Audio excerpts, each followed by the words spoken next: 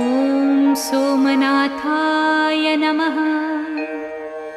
ॐ मल्लिकार्जुनाय नमः। ॐ महाकालेश्वराय नमः। ॐ ओंकारेश्वराय नमः। ॐ वैद्यनाथाय नमः। ॐ भीमशङ्कराय नमः। ॐ रामेश्वराय नमः। ॐ नागेश्वराय नमः। ॐ विश्वेश्वराय नमः। ॐ त्र्यम्बकेश्वराय नमः। ॐ केदारेश्वराय नमः।